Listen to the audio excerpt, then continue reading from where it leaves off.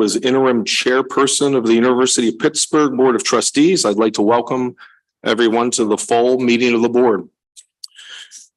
This meeting has been duly advertised as a public meeting in accordance with the Sunshine Act and is therefore open to members of the public as observers.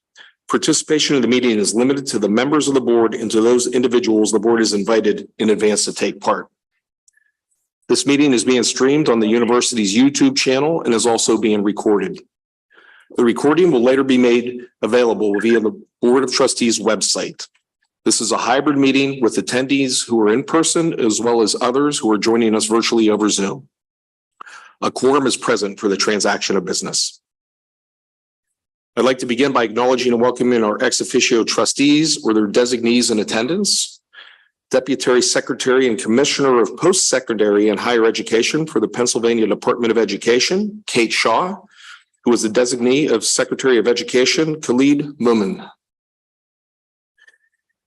The Honorable Ritz Fitzgerald, I saw earlier, who was the County Executive for Allegheny County. Thank you for joining us today. Now, the minutes of the board's annual meeting on June 23rd, 2023 were distributed to you in advance of today's meeting and can be found in the meeting materials. Are there any corrections? May I have a motion and a second? Any discussion? All in favor say yes? Yeah. Yes? Yes. Any opposed? Any abstentions? Okay, thank you. The minutes of the annual Board of Trustees meeting on June 23rd, 2023 is circulated or hereby approved. Now, as everyone's aware, Doug Browning resigned as chair of the Board of Trustees in August due to an unexpected personal issue. Doug has served on this board for many years. We miss having him present at all of our meetings and wish him well. I hope that Doug is well, and we all truly do miss him.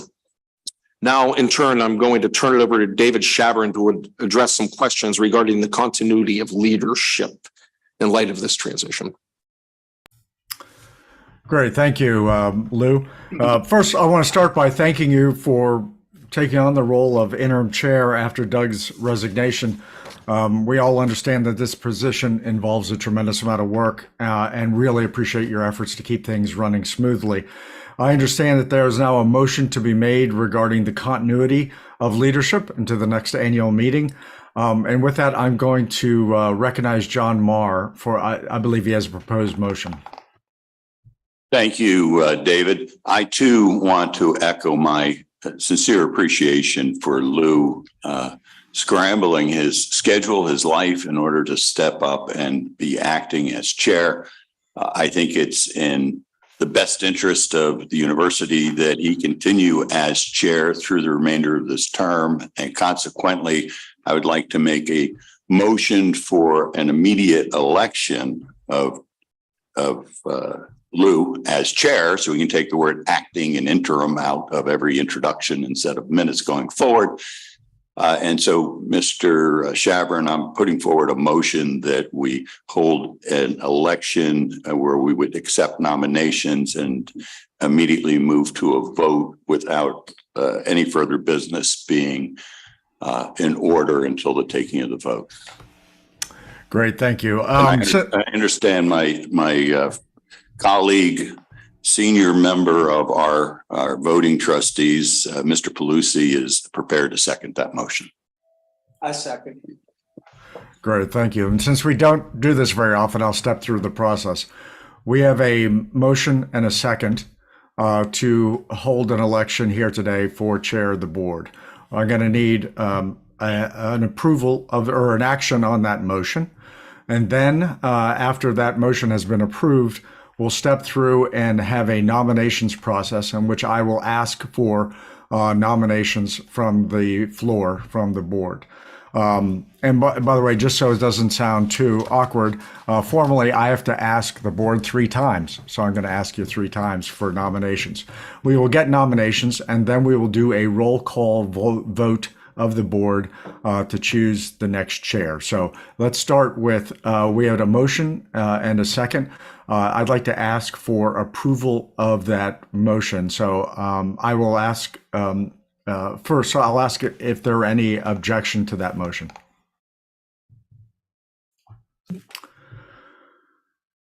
Thank you. Hold on, there's established procedures for bringing issues and concerns to the board.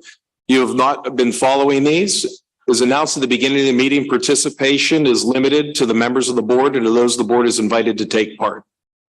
Pursuant to the board's adopted rules of conduct of its meetings, no one is permitted to disturb or interfere in any way. Continued disruptions preventing the orderly progression of board business will not be tolerated, and further disruptions will be dealt with as appropriate. Officers, could you please remove this and let us go on with our board deliberations, please? Okay, once again, only people that have been invited to the board to speak are allowed to speak at the board.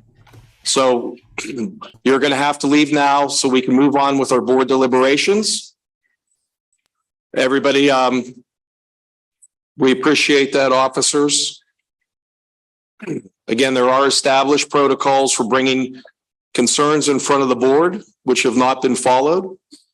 I announced them at the beginning of the meeting, as it's limited to the board, and the board is invited in advance to take part. So pursuant to the board's adopted rules for conduct of the meetings, no one's permitted to disturb the board. Continued disruptions preventing orderly progression will not be tolerated. Okay. Okay, David. All right. Back to the motion to hold an election. Where there's been a motion and a second. I'll ask for a voice vote of the voting trustees. All those in favor? Aye. Aye. Aye. Abstain. Any opposed? Okay, so the motion has been approved.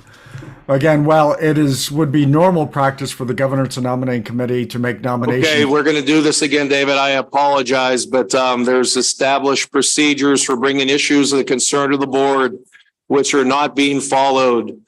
As announced at the beginning of the meeting, the participation is limited to the board and those the board has asked in advance to participate. Pursuant to the board's adopted rules of conduct of its meetings, no one is permitted to disturb or interfere with this meeting in any way. Continued disruptions prevented the orderly progression of board business will not be tolerated, and any further disruptions will be dealt with as appropriate. Thank you, officers. Much appreciated.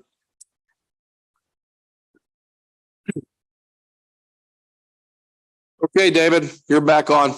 Okay, so the motion has been passed. It's going to take a while. The motion has been passed. So while it would normally be practice for the governance and nominating committee to make nominations to the board, in order to respond to this motion in a timely fashion, we will be taking nominations from the floor today. Now, just to note, I will be asking for nominations. Just to note for folks, a nomination itself does not have to be seconded.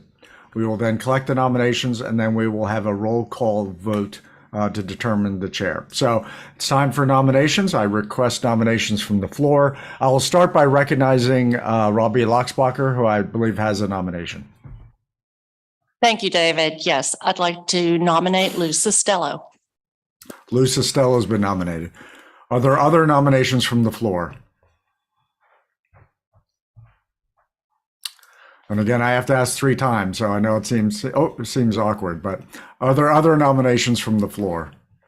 Sorry, David, we're going to have you. This is going to take a little bit of time, but there are established procedures for bringing issues of concern in front of the board that are not being followed.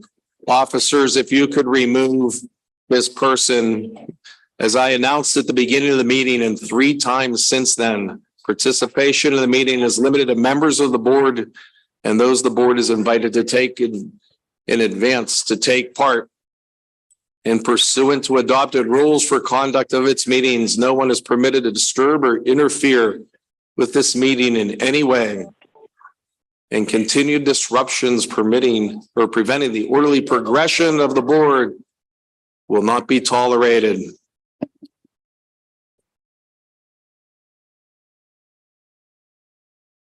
David, when you said 3 times, I did not think I was going to be saying that 3 times, but you were back on. We got good process. So let's start at the top. We have a nomination of Lou Costello. Are there other nominations from the floor? Again, I'm going to ask 2 more times. Are there any other nominations from the floor?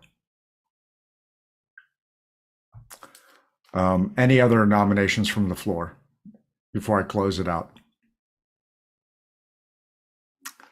Okay, we're going to close the nominations. We have the name of Lou Costello has been nominated to be chair of the board. And with that, I will ask for a roll call vote of the board on Lou's candidacy.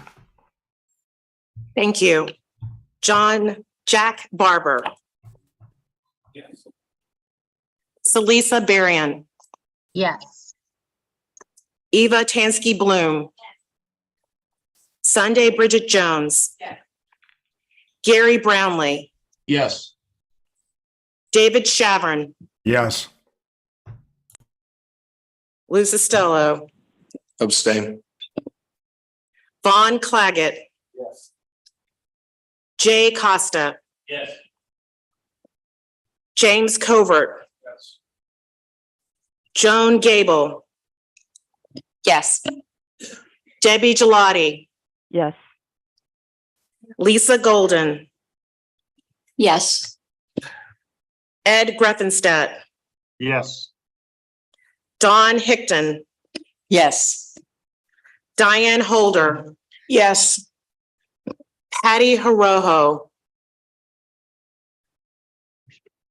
Jeff Condis. Yes. Bill Lieberman. Yes. Robbie Luxbacher. Yes. John Marr. Yes. Aaron McDowell. Thousands around the world are already. Okay, we're going to have to do this for the 4th time. There are established procedures. Officers, if you could help us. This is procedures for bringing issues of the concern of the board, which you are not following. As announced at the beginning of the meeting, participation in this meeting is limited to the members of the board and those that is invited to take part in advance. Pursuant to the board's adopted rules of the conduct of its meetings, no one is permitted to disturb or interfere in any meeting in any way. Continued disruptions preventing the orderly progression of the business will not be tolerated.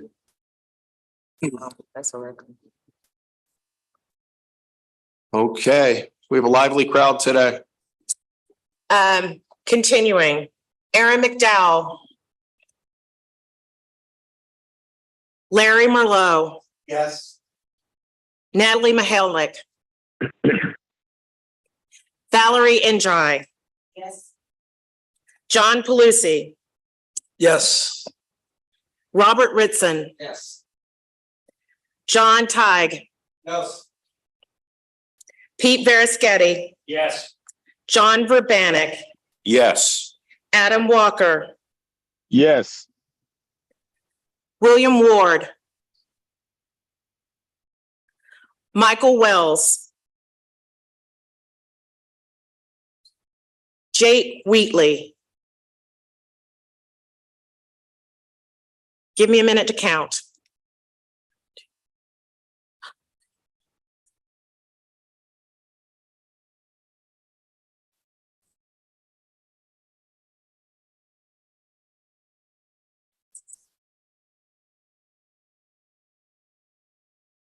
No, I got Rob Ritson.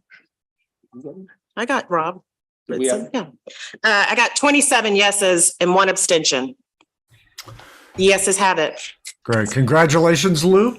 You've been elected chair of the board for the remainder of Chair Browning's term. Congratulations. I'm going to turn the meeting back over to you. Thanks, David, and thank you all for the vote of confidence. And I can assure you I will do the best that I can to lead this university along with Chancellor Gable and the rest of the Board of Trustees moving forward, and look forward to doing so in a very transparent and communicative and efficient way. So thank you all.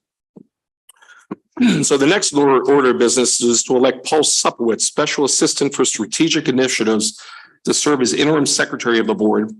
I'll call on Chancellor Gable to present the resolution to the board. Thank you, Chair Costello. As you are aware, Rosalind Jones resigned as secretary in August. We thank her for her service to the university and wish her and her family all of the best. We've launched a search to find Rosalind's replacement, and we are very grateful to Javette Washington for stepping into this role in the short term. But given the process may take several months, we have asked Paul Supowitz to take over as interim secretary until that search is completed and a new permanent secretary is elected. In order for Paul to assume this interim role, he must be elected by the board. The resolution to elect Paul as interim secretary is found in your board book, so I'll now turn it back over to the chair for action on the resolution. Okay. Okay, thank you, Chancellor. May I have a motion on the resolution? So moved. Second. Okay, any discussion? All in favor, say aye. Aye. Aye. Aye. Any opposed? Any abstentions? Okay, thank you. The resolution has been approved. Congratulations, Paul, on your election. We look forward to working with you. Okay, at each full board meeting of the board, the Pitt Alumni Association provides an annual report. To provide this year's report, Rich Sidori, president of the Pitt Alumni Association, is with us virtually from Rome today. I don't know what time it is there, but I'm certain it is a great place to be. Rich received both his undergraduate and law degrees from Pitt and is currently general counsel and senior vice president of WasteQuip, which is based in Charlotte, North Carolina. Rich, thank you for being with us and look forward to hearing your update. Thanks, Luke. Appreciate it. Hello, Chancellor Gable, University of Pittsburgh trustees and friends. As Lou said, I'm Rich Sidori, president of the Pitt Alumni Association, and thank you for inviting me to be here today with you. Presenting virtually, I would much prefer to be with you in person. However, I am currently in Rome with my family for the Ryder Cup. So, buongiorno. I'm energized with the start of this fall semester, and I'm excited for my second year as president of the PAA. For those of you who I have not yet met, I am a two-time graduate of this university and a proud one. My experiences on this campus set the foundation for my career as an attorney, and I will forever be grateful. I joined the PAA board in 2015, serving as president-elect for 2 years, and began my term as president in July of 2022. Having PAA presidents serve both before and after their terms prepared me well for this role. I look forward to again working closely with the full PAA board and Vice Chancellor for Alumni Relations, Nancy Merritt, as we continue to engage Pitt alumni and support the PAA and the University of Pittsburgh into the future. And now, I am pleased to share both our highlights from our past year and our plans for 2024.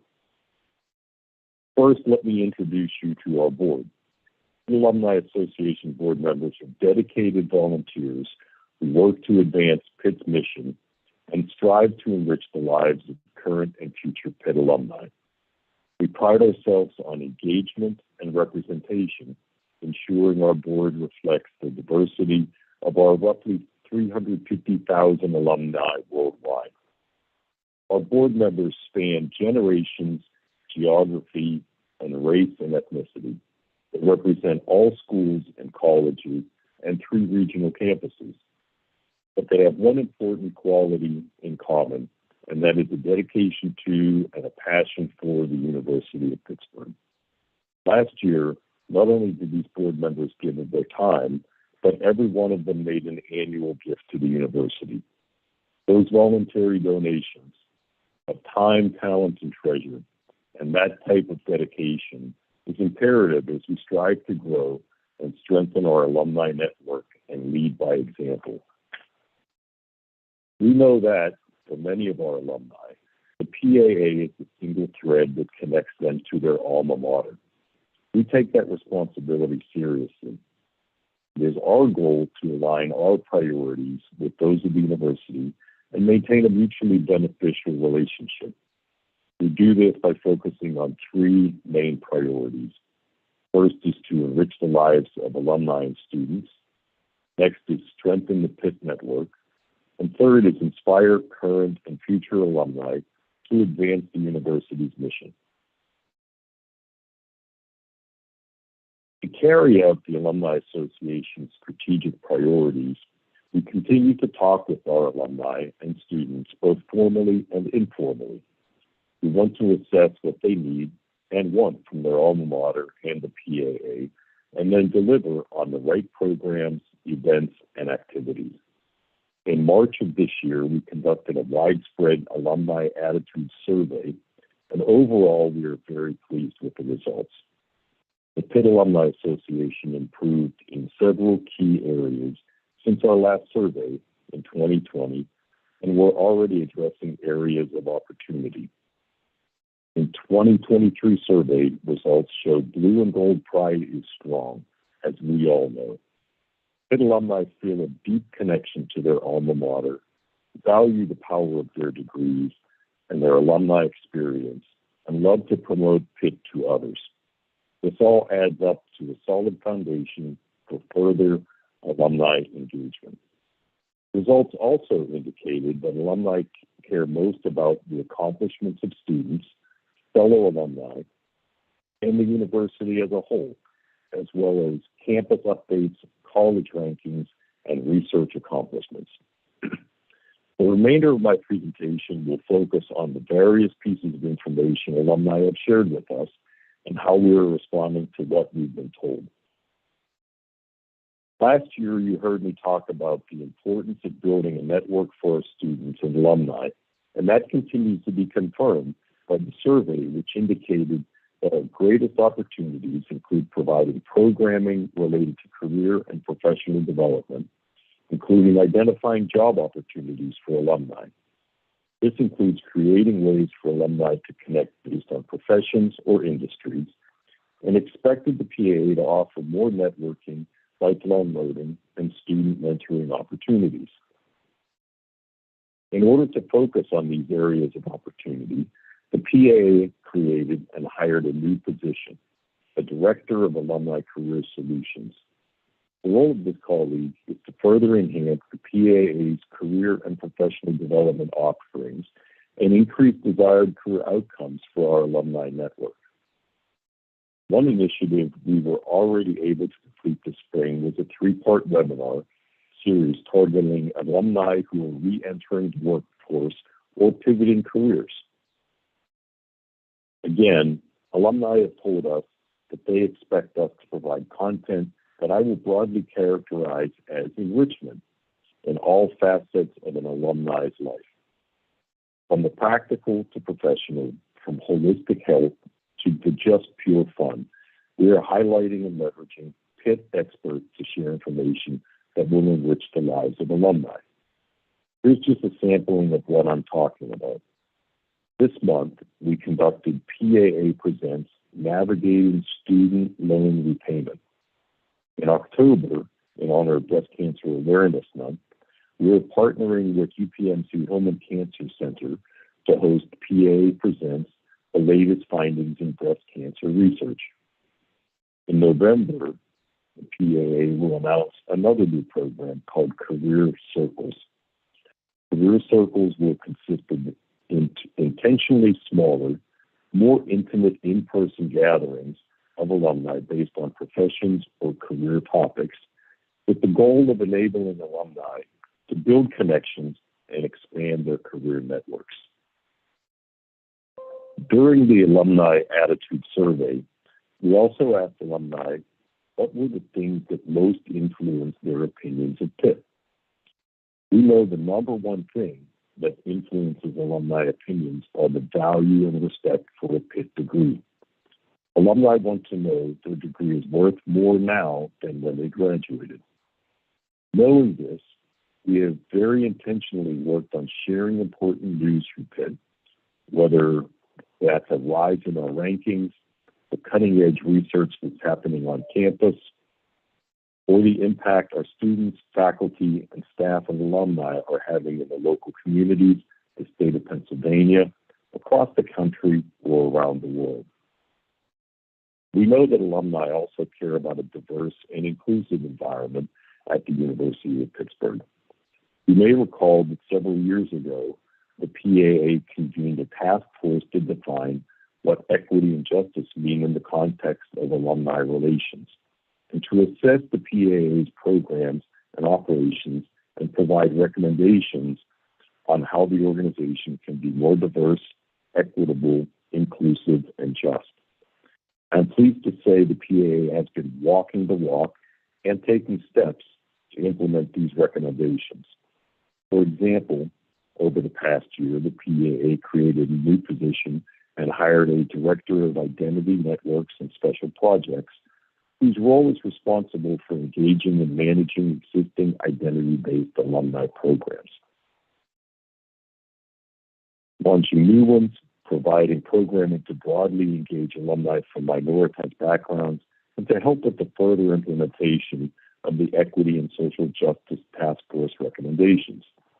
In addition to this activity, we continue to provide regular updates to our board and other interested parties on the PAA's work in this space to share our progress and hold ourselves accountable.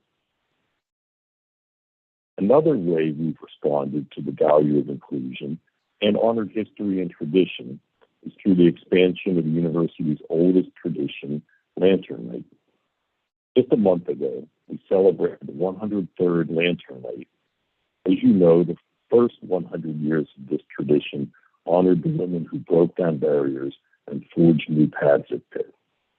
We remain committed to the history of this tradition, but we also want to include all Pitt students who seek a sense of community and belonging at the university today.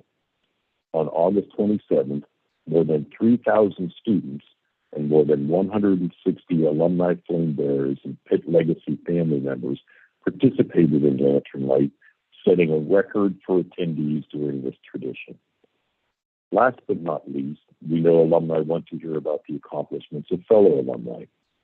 To that end, we have increased alumni nominations for the Alumni Awards program and communicated news stories in Pitt Connection and on social media that highlight alumni achievements. Because alumni are very literally the embodiment of what a Pitt degree enables, we know that this relates back to value and respect for the degree as well. And on October 13th, we will be showcasing alumni achievement and their contributions to Pitt during the annual Alumni Awards celebration. We're looking forward to celebrating this year's honorees, including Bob Eberly Jr., who will be recognized as the 2023 Distinguished Alumni Fellow. Another way the PAA can directly influence the value and respect for Pitt degree is by fostering a more robust Pitt network. In order to meet the needs of our alumni and accomplish all of the PAA's goals, we need a steady foundation. We need an alumni community that knows how to best access and tap into all the PAA and the University of Pittsburgh have to offer. We have alumni living and working in cities across the world who want to celebrate their Pitt pride and be included in the Pitt community. PAA staff members work with university colleagues to engage alumni in Argentina, Colombia, the Netherlands, London, France, Ireland, Kenya, India, United Arab Emirates, Czech Republic, Republic of Cyprus, and Taiwan. Staff members traveled to meet with international alumni, gather their feedback, and share their affection for Pitt. This past year, the PAA also partnered with our Pitt Affinity Networks, regional Pitt networks, and the Office of Admissions and Financial Aid to host events for alumni, students, prospective students, and their families in Atlanta, Washington, D.C., Philadelphia, Northern New Jersey, and San Juan, Puerto Rico, and of course, Pittsburgh. Strengthening the Pitt network means being able to foster connections and enabling mentorship, not just in person, but virtually too. The Pitt Alumni Career Network is made up of 3 unique platforms designed to enhance digital engagement and create on-demand access to the Pitt network. Pitt Commons is our online networking community. Since its inception, we have leveraged this network to broker thousands of connections between students and alumni for formal and informal mentorship. Ask Pitt Alumni uses artificial intelligence to connect students and recent graduates seeking advice to the alumni who are the most likely to answer. This is a great tool for those who need quick answers to pressing career questions or who find asking for advice a bit daunting. And of course, the Pitt Alumni Career Network has a presence on LinkedIn in order to meet our alumni where they are.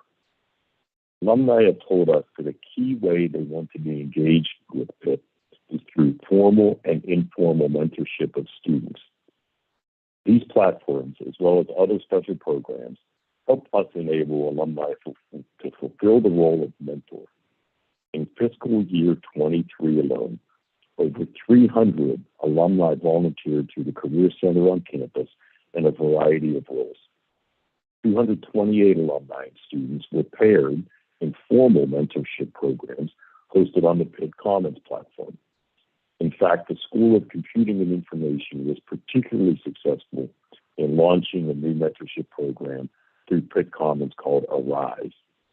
And this past year, the PA hosted its annual Panthers in the Field and Networking with Panthers events, which engaged students with alumni both in person and virtually, with the largest number of alumni volunteers and the most diverse representation of industry in the past 4 years.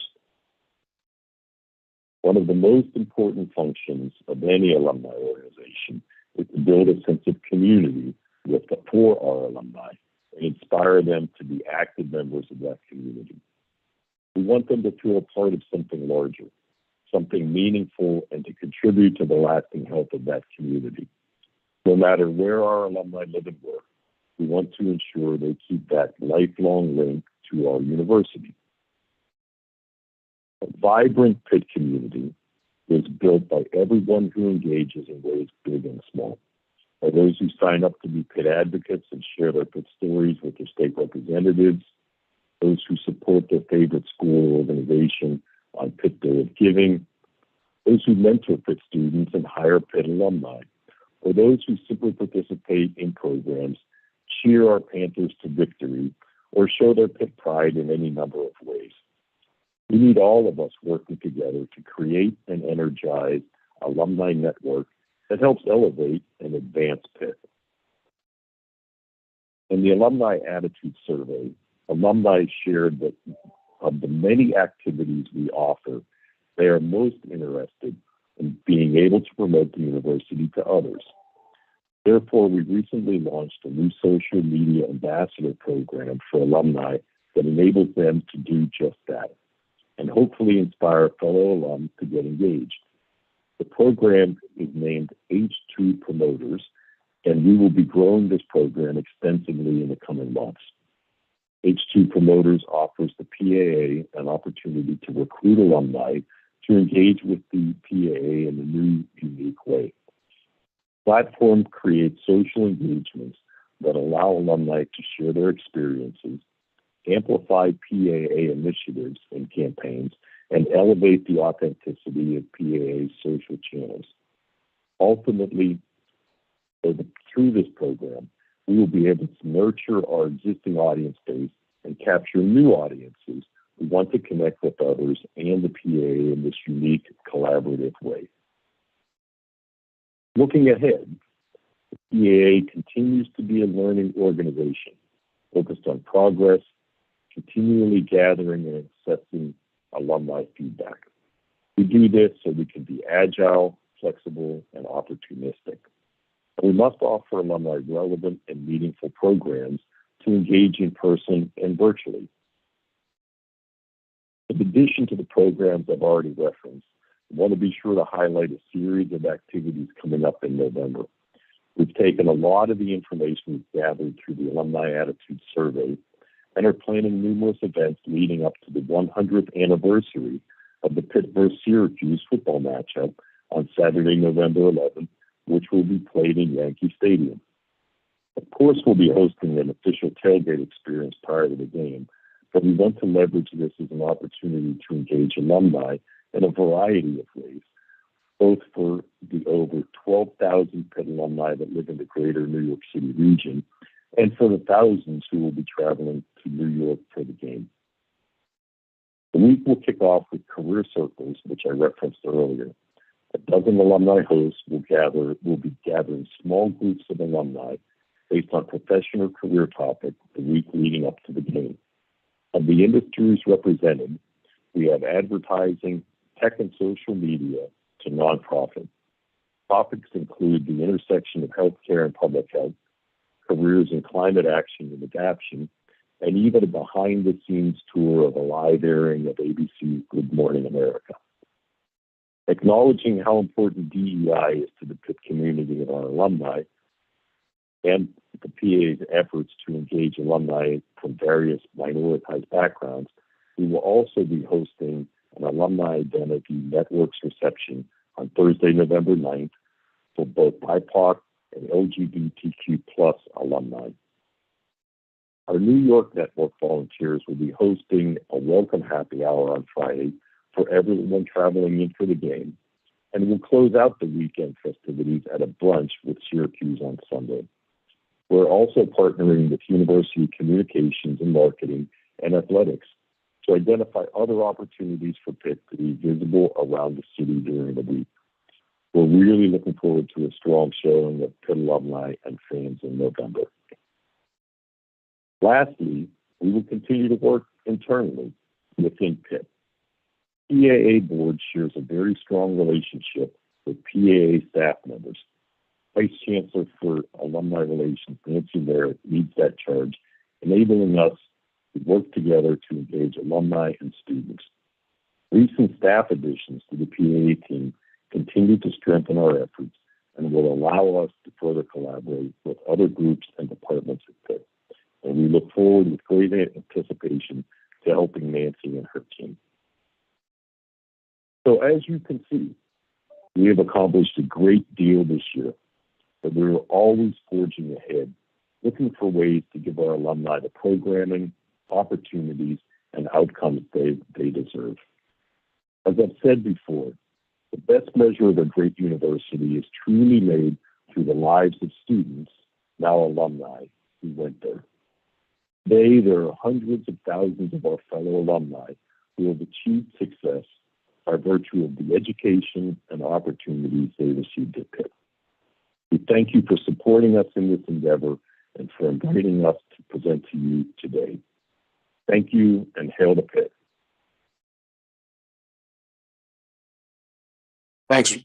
Thanks, Rich, for that fantastic presentation. It's the largest part of our community, and what you're doing in your board and your volunteers to pull it all together and keep everybody tied to the university, the strategic plan, and just the engagement that we have in keeping the Pitt value what it is, we greatly appreciate. So with that, I'll open it up for questions or comments.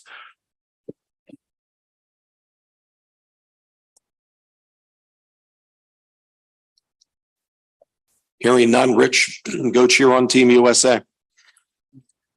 Thank you so much. Thank you. Okay, now on to the committee reports. I'd like to now call on Trustee Pete Verischetti for his report of the Property and Facilities Committee. Thank you, Chairperson Costello. The Property and Facilities Committee held a public meeting on September 18th, 2023, where 3 capital projects and 1 property disposition were recommended for approval by the Board of Trustees. Today's agenda includes consideration of the Chevron Science Center 11th and 12th floor renovation. This project will complete the building's phase 4x4 renovations by creating ballroom-style biological chemistry laboratories to support modern programmatic research and meet biosafety level 2 requirements. The Property and Facilities Committee recommends Board of Trustees approval for this project at an estimated cost of $17 million. Thank you, Pete. Are there any discussion or questions or comments about this project? Okay, may I have a motion to approve the Chevron Science Center 11th and 12th floor renovation? Okay. All in favor, say aye. Aye. Aye. Any opposed? Any abstentions? Okay, the resolution is approved. The next item for consideration today is Alumni Hall 7th and 8th floor renovation. This project will support the Office of Admissions and Financial Aid's recruiting efforts by upgrading a large auditorium to improve the presentation space for prospective students and families. A backstage service area will also be renovated to provide a new suite for the Pathfinders, a group of 200 student tour guides. The Property and Facilities Committee recommends Board of Trustees approval for this project in the amount of $8,044,000. Okay, I'm still new with this. I should have asked for the discussion after the motion last time, so I apologize. So this time I'll get it right. May I have a motion and a second to approve the Alumni Hall 7th and 8th floor renovation? Okay, any discussion? Okay, all in favor, say aye. Aye. Aye. Any opposed? Any abstentions? Okay, thank you. This resolution is approved. The next item for consideration today is the renovation of Crawford Hall. This project will provide a comprehensive renovation of Crawford Hall, which is part of the university's life sciences complex. This project will provide a state-of-the-art, flexible, and energy-efficient laboratory building to meet current and future research and teaching needs for the departments of biological sciences and neuroscience. The Property and Facilities Committee recommends Board of Trustees approval for this project at an estimated cost not to exceed $75 million.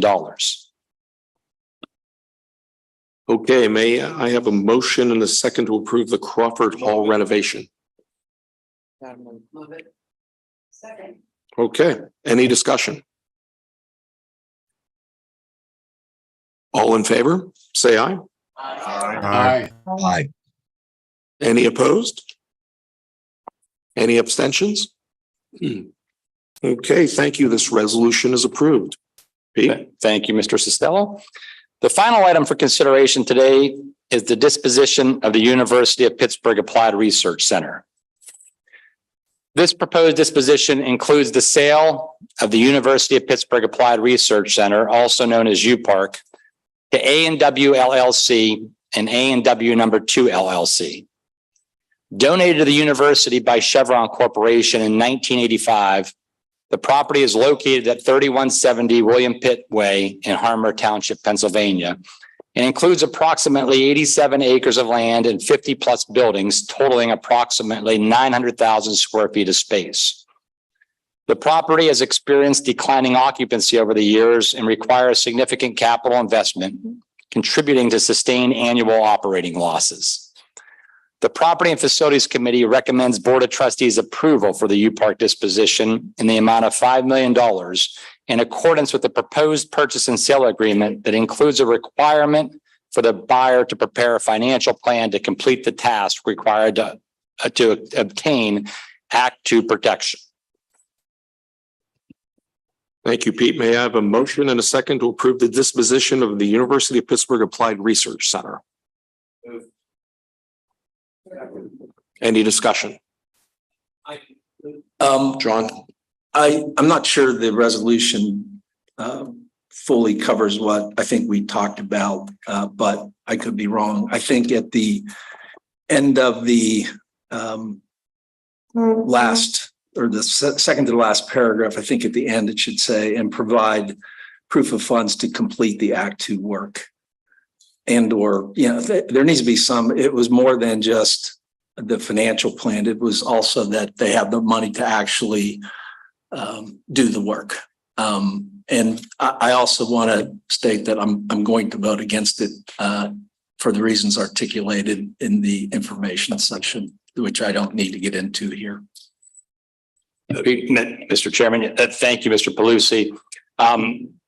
The resolution, I believe, includes with the proposed purchase and sale agreement, which would include the contingency that you just discussed right there. So I'm pretty sure that the resolution with the purchase and sale agreement language covers that. Am I correct, Ms. General Counsel?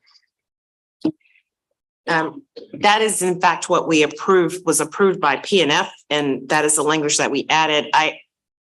It was unclear to me whether or not Mr. Palusi was suggesting an amendment to the resolution. I never, again, we had the meeting last Monday. I didn't see the resolution. We talked about it at committee.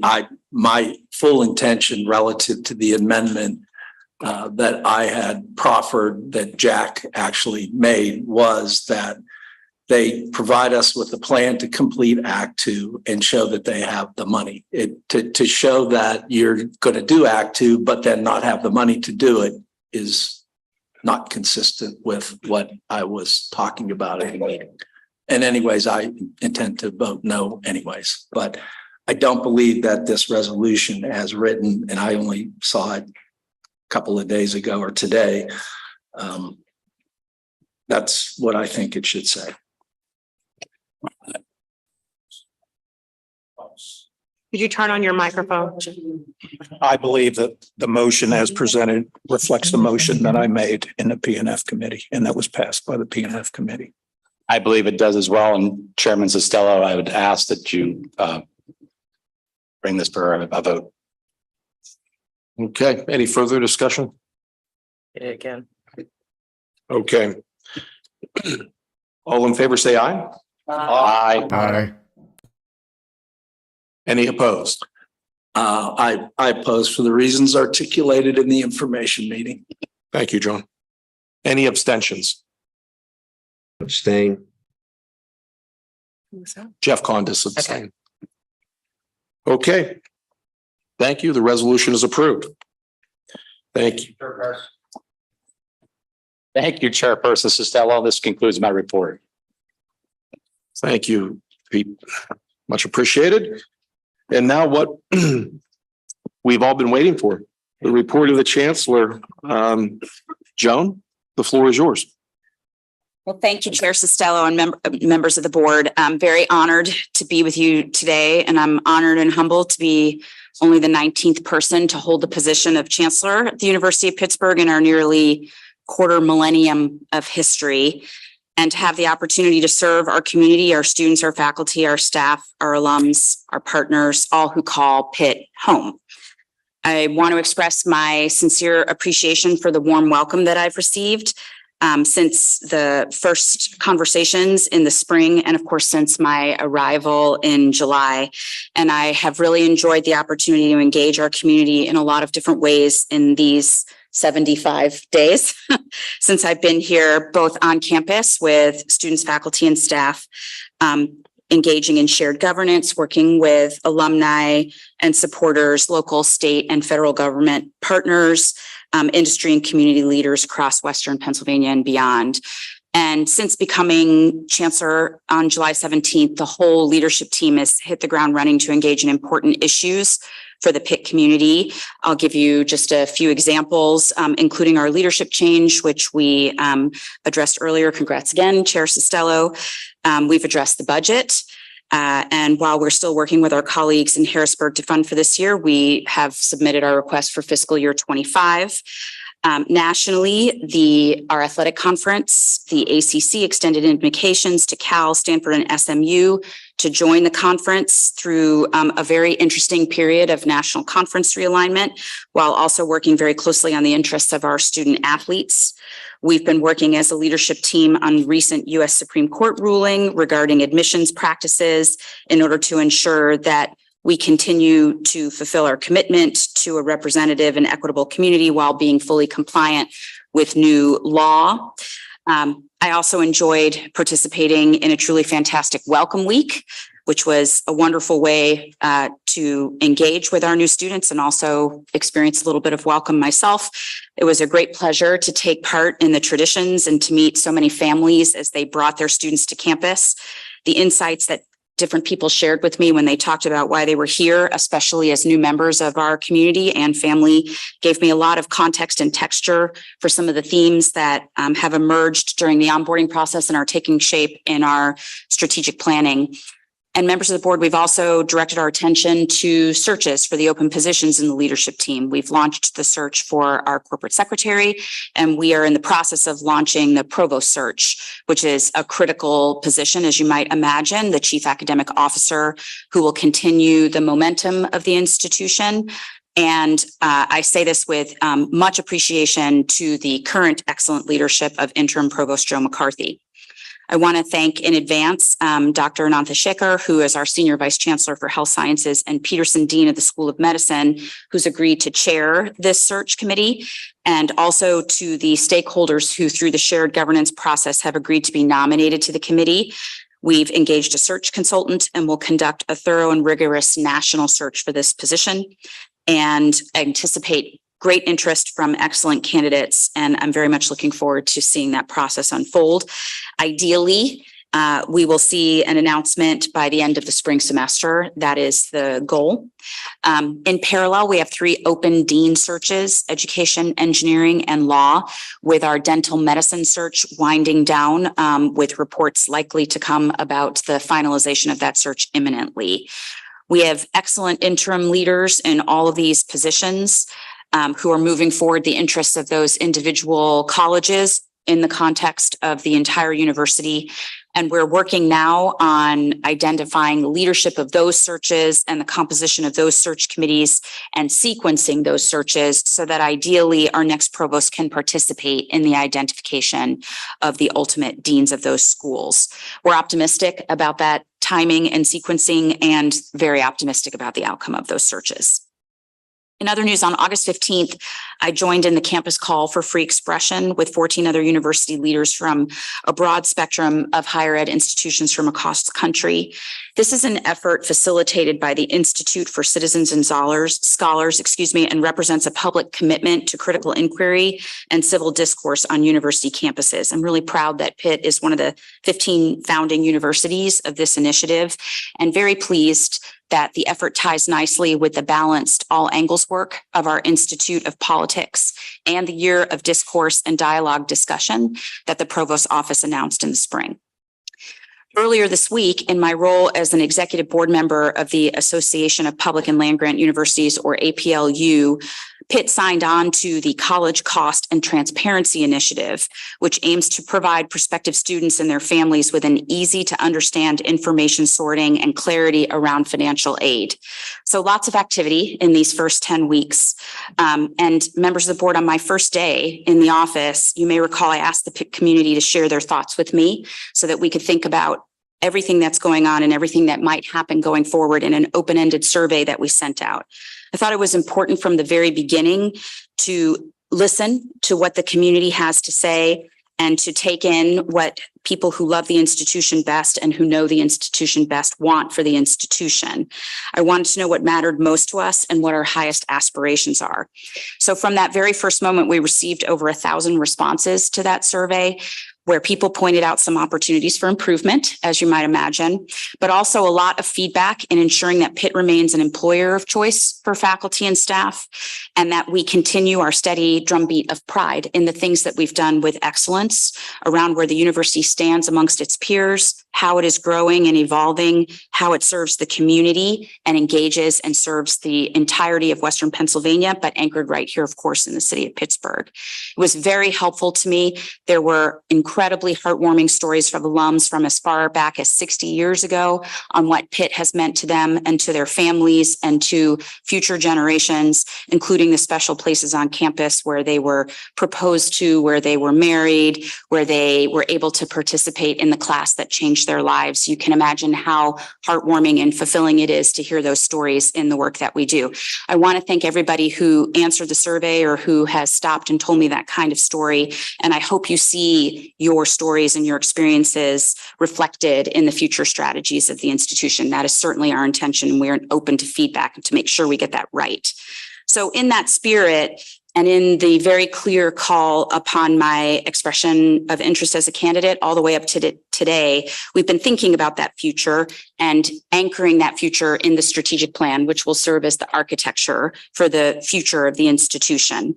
So over these last 10 weeks, we've been leveraging the onboarding and listening that happens during leadership transition to also learn and think about how we might reframe this substantive work that's already gone into Plan for Pitt. Asking ourselves with a fresh set of eyes, what is our value proposition and how are we aligning our actions and our measures to fulfill that value proposition and support and serve our stakeholders?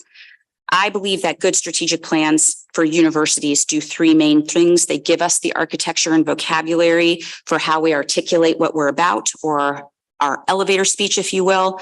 They provide inspiration for our researchers, our partners, our students, our staff, our potential employers of those students, all of our stakeholders to feel good about where we're going.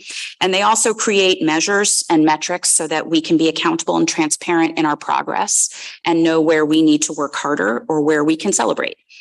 Having these three things in place, these three legs of the stool, is what makes a strategic plan come alive. It's better and more structured than the kind of plan that ends up dusty in the back of a drawer. And it's our intention for this plan to be a part of the work that we do to inform the work that we do.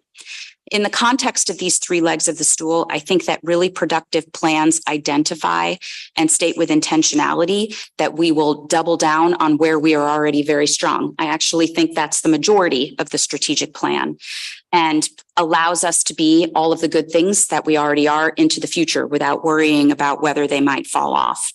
We have two tails on that fat part of the bell curve. On the front tail is where our agility and moonshots sit. Things like our commitment around Bioforge and life sciences ecosystems in areas like quantum and sustainability, and hopefully in things we haven't even thought of yet that come up from the creative scholars and students and staff that we have on this campus who identify our next opportunities in real time. And then the other tail is where we really need to pay attention to things that are not to our satisfaction and where we identify what those are so that we know how we can work together or make the investments necessary to make the fixes or changes that we want to make. That all together allows us to be measurable and action oriented with objectives, goals, and tactics aligned to our values that are clear and advance the institution, the Commonwealth, and beyond. So a little bit of reframe on where Plan for Pitt has been and where we see it going. The first Plan for Pitt covered the period from 2016 to 2020, and phase one of the current plan then began in 2019. This was a really robust shared governance process that you see identified on the slide, 17 months of listening sessions, over 1,000 surveys, 40 input sessions, and more. That kind of shared governance is a gift, and it creates a really strong foundation for hearing what our community wants and hopes for and expects in how we set the strategy for the institution. We then went into phase two in 2021, which takes us up to the present day, where we established strategic objectives, and in the back room launched a performance management office and integrated the Plan for Pitt into the budget process. So that might not be as visible, but is a very impactful operational side to making the strategic plan come alive. But one of the best things that came out of the shared governance process was an articulation of our values as an institution. This is a portion of what came out of that work and serves as a spine in order to take a very complex institution that does a lot of different things and anchor it so that we can think about how we find the intersections in all of that work to move forward with a lot of organizational identity, impact, and pride. So with this framing in our values and with all of that consultation, we've really thought about how we lean into those values and talk about what those values mean in terms of action. And what we've identified through the shared governance work that has already occurred is that our first value and cornerstone is that we will drive student success. We will focus on things like how all of our campuses enroll, graduate, retain, and serve the wellness of our students, the quality of our academic programs, and ensuring that the academic and life experience for our students is the absolute best. Next, we think about what it means to be a research institution and propel scholarship, creativity, and innovation with focus on areas like research, tech transfer, startups, but also on the people who make that work happen, faculty and staff recruitment and retention, and the future of interdisciplinarity, where we can be thought leaders because we are so comprehensive. Next, we think about what it means to be welcoming and engaged with a focus on equity, inclusion, talent cultivation, culture, and community and economic development. Next, we think about what it means to be accountable and trustworthy with a focus on things like lowering student debt, managing administrative cost, thinking about how we benchmark in the rankings, enterprise risk, infrastructure, and other related areas. And last, in our distinction, we think about what's possible at Pitt. This is where our agility and moonshots will live and where we can be uniquely excellent in some ways that we've identified, like Bioforge and life sciences ecosystems, and hopefully in ways that will emerge over the course of this work. So this is the next phase is what we do with the identification of these values. And this is the timeline that should help see how that will unfold. We consult with you, the Senate Council, community leaders, local, state, and federal government, stakeholders, governor's office, other members of our elected officials at state government and federal government, the deans, faculty assembly, student leaders, staff council, alums, and continue to refresh and think about those values and the way in which we would act upon them, measure them, rinse and repeat. So in the few days, we'll be emailing the Pitt community a link for feedback as one of the ways in which to gain that feedback. And we'll keep you updated with our progress with an idea towards presenting a proposed set of measures and outcomes in the February meeting for discussion, with the idea that with continuous loop throughs, different stakeholders in the community, we would adopt the targets and measures for this strategic plan chapter in June of 2024. So lastly, members of the board, the September meeting is by tradition when the chancellor presents an annual report, and I'm very pleased and honored to carry on that tradition, which is interesting for me because I'm reporting to you on things that happened before I got here, but I'm still honored and delighted to do it. So with that, I'll share with you this snapshot as a benchmark of what has happened over the course of the last year, and then encourage you to think about this in the context of the next chapter of Plan for Pitt and where we might go. So I'll start with student enrollment. So I'm pleased to report that more than 58,000 students applied for admission to the Pittsburgh campus for fall of 2023. That's the largest number we've ever received, breaking the 2022 record of more than 53,000 applications. Demand has never been higher, and our incoming class is the most diverse, the most talented, and the most global in university history, which reflects excellent work by Pitt's Office of Admissions and Financial Aid with our appreciation. Most are Pennsylvania residents. Nearly 40% identify as BIPOC, and more than 40 states and more than 30 other countries are represented.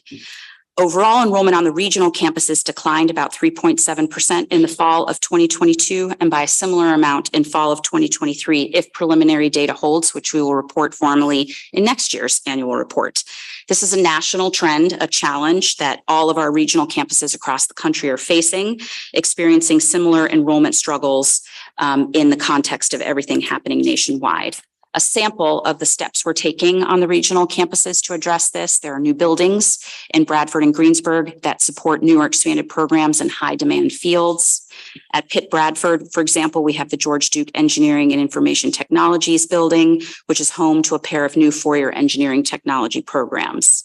We have facilities for sports that allow for the attraction of student athletes, which is a critical part of the role that enrollment plays on different regional campuses, both for us and across the country. Frederick Honors College is partnering with Pitt Greensburg to support an honors program there. The emergency medicine program in our School of Health and Rehabilitation Sciences is partnering with Bradford to offer an EMT course, after which a student can sit for national EMT certification, which is a critical workforce need.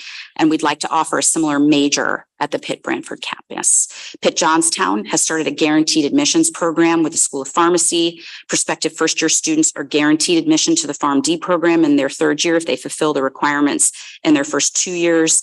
And we're implementing several pilot projects to enhance admissions and retention at the regionals. And as we think about a plan for Pitt Reimagine, plan for Pitt 2028, and what's possible at Pitt, we anticipate a comprehensive system enrollment plan would be one of the goals and tactics that we would employ.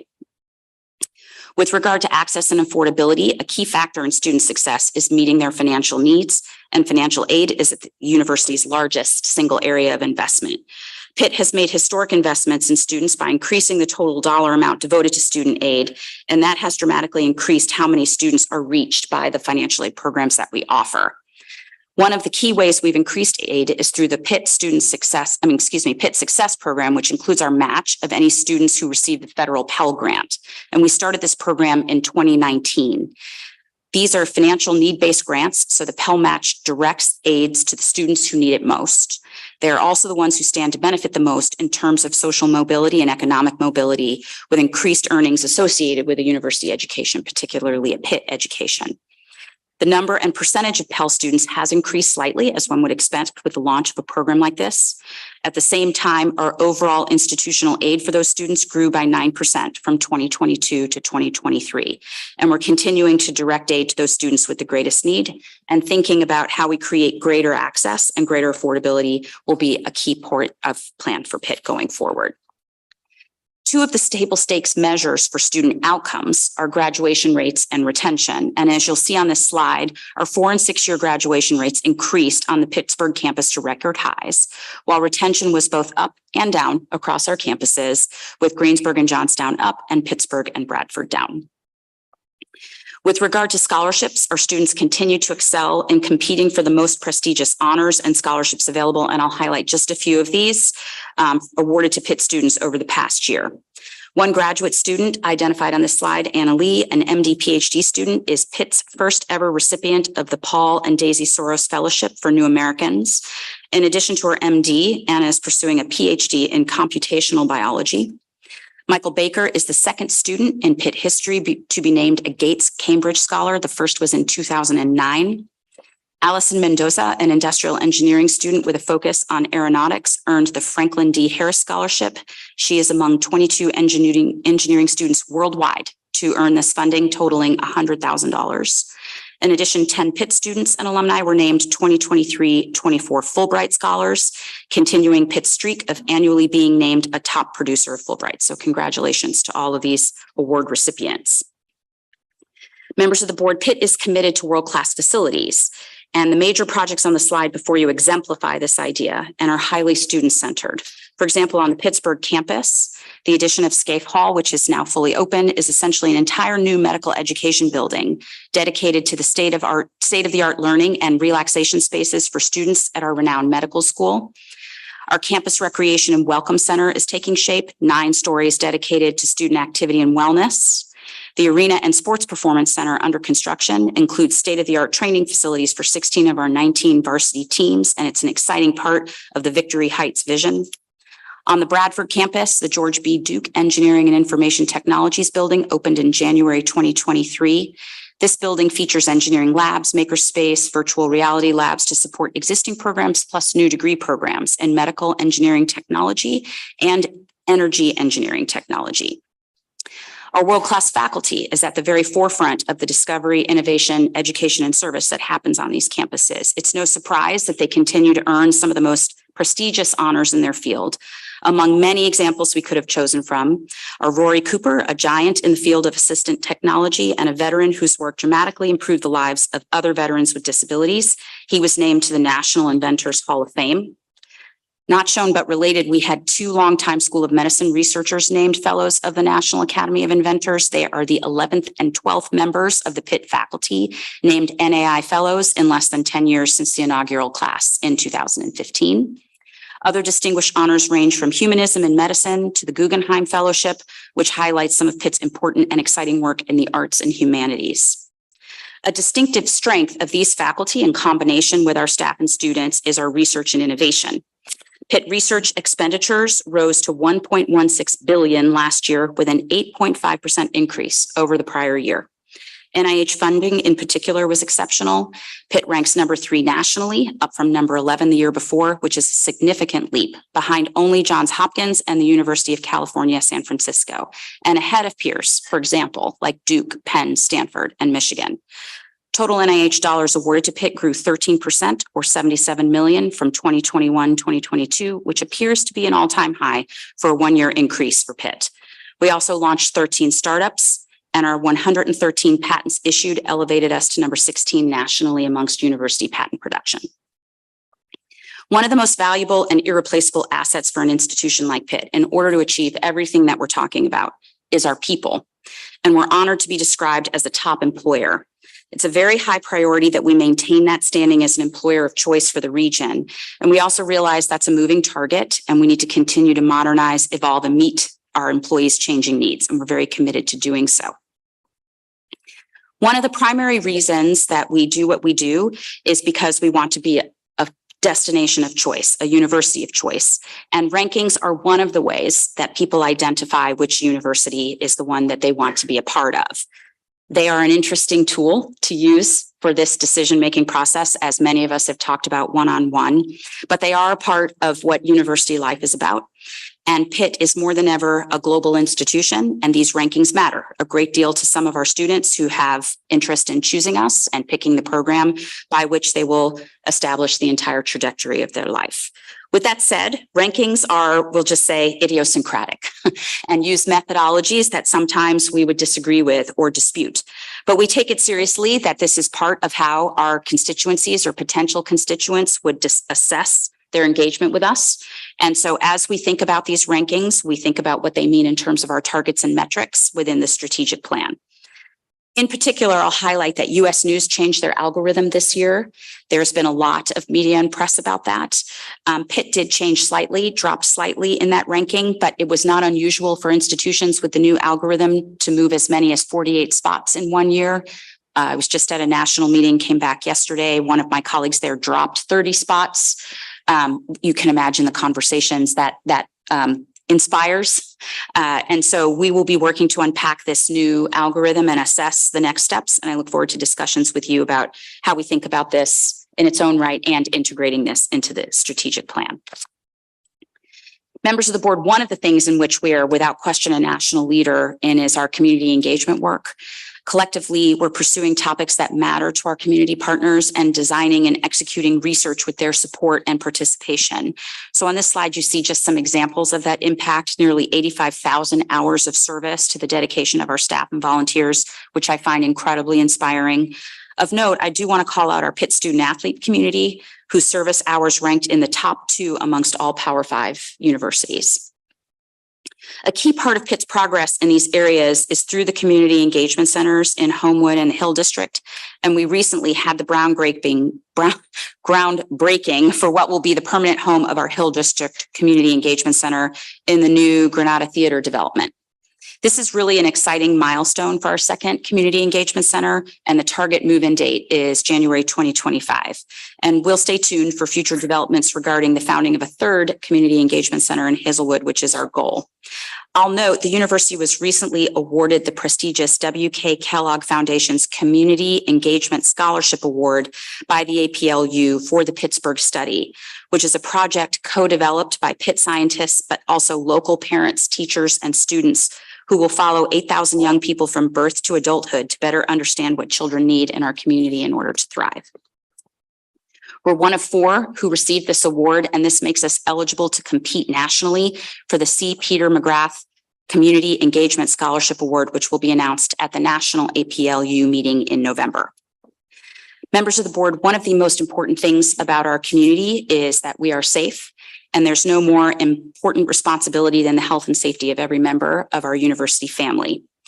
Over the last year, the university has taken important and meaningful steps to elevate safety in every sense of that word through multiple approaches. We're reducing crime and improving public safety awareness.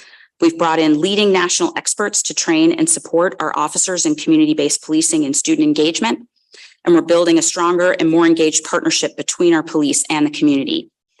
We've also taken steps like installing classroom locks and panic buttons, improving the emergency notification system alerts, and in the Cathedral of Learning alone, installing over 40 cameras, 16 emergency phones, Wi-Fi lock sets on the nationality room doors, and a new security booth. And the result has been, with great appreciation to our officers, a safer environment with a crime rate that's dramatically lower than our peers and the national average year after year.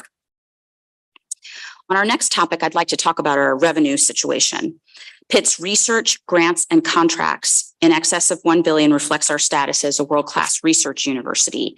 And to this end, we also prioritize educational affordability and provided $275 million in institutional financial aid last year. And this is a commitment that will go forward and be ongoing. Approximately half of all Pitt students, in-state and out-of-state, receive financial aid beyond the in-state student discount for those who qualify. This slide also reflects funding from the university that has been received from the state, which you will see was held flat during this period. In fact, it's been held at this level since 2020, despite significant increases in inflation during the same period of time. On the expense side, we remain very focused on carefully managing our expenses, especially given significant rates of inflation from which we're not immune, and some of the pandemic costs that we've all experienced over the last few years. Our goal is always to maintain a world-class education, world-class research standards, and to attract and retain the best faculty, staff, and students to have a positive impact on our community and the Commonwealth. And we look forward to working with you through the strategic planning process to take a deeper dive into how all of this intersects during this very challenging time. So members of the board, one of the things that really echoed over these past few weeks since I've arrived is the idea of how wonderful things are here, how oftentimes the things that are going on here are not as well known as they should be, that we have an incredibly creative and robust environment here for all of the things that one would be able to do as a university or would hope to be able to do as a university. And the phrase that has formed in my own mind and that we've started using as a leadership team in the back room as we prepare for moments like today, as we think about the strategic plan, is that it's possible at Pitt. We have such a rich tradition of pushing the edge of what's possible. We have an unbelievably bright future that will be defined by leaning into those possibilities while acknowledging and retaining the strengths that we've held so dear for a quarter of a millennium. And one of these areas of strength is life sciences. So for example, as one of these areas, we're poised to lead what has been called the life sciences century, and Pitt BioForge is a perfect example of that. And as you know, I'm pleased to say that the Pittsburgh Planning Commission granted unanimous approval for the construction of this $250 million biomanufacturing facility at Hazelwood Green, which is supported by a very generous $100 million 10-year grant to the university from the Richard King Mellon Foundation. Pitt BioForge is positioned to become a regional hotspot for scientists, researchers, students, and industry leaders to collaborate on developing and manufacturing cell and gene therapies, among other technologies, some of which we haven't even thought of yet. It has the potential to dramatically boost our status as a hub for life sciences and biotech. For example, we were able last year to partner with a company like Elevate Bio to help make that a reality. And in addition to leading the manufacturing process at Pitt, BioForge and Elevate Bio will help train a world-class biomanufacturing workforce. We expect as a start that 170 full-time positions will be created, and we're working to ensure that workforce development is conducted in collaboration with the local community. So site prep on this will begin this fall, with construction really launching in 2024. Members of the board, another game-changing area of potential is in quantum science and technology. This is a field with the potential to create unbreakable encryption, radically expedite the development of new drug therapies, and supercharge computing and information technology. The Pittsburgh Quantum Institute is a collaboration effort between Pitt and Carnegie Mellon and Duquesne, and over the summer appointed a new director named Michael Hattridge. We're actively hiring across campus to boost the number of quantum scholars and investigators. And similar commitments will equip them with the tools and hardware they need to advance the research in this area, education and training in quantum science and in quantum engineering. And members of the board, lastly, I'll give another example of where it's possible at Pitt. Pitt's sustainability plan is a unique example of Pitt responding to a complex set of global challenges and saying that it is possible to do something about this here at Pitt. We remain on track to meet the goals of our sustainability plan, including celebrating the university's 250th birthday by achieving carbon neutrality. So I would say, members of the board, that the future is bright. It is possible at Pitt, and I'm very honored to present this report, Mr. Chair. Thank you, and hail to Pitt. Thank you, John. That's an excellent report. And it's amazing what you have digested and processed and accomplished in 75 days. We should all be very proud. Are there any questions or comments for the Chancellor?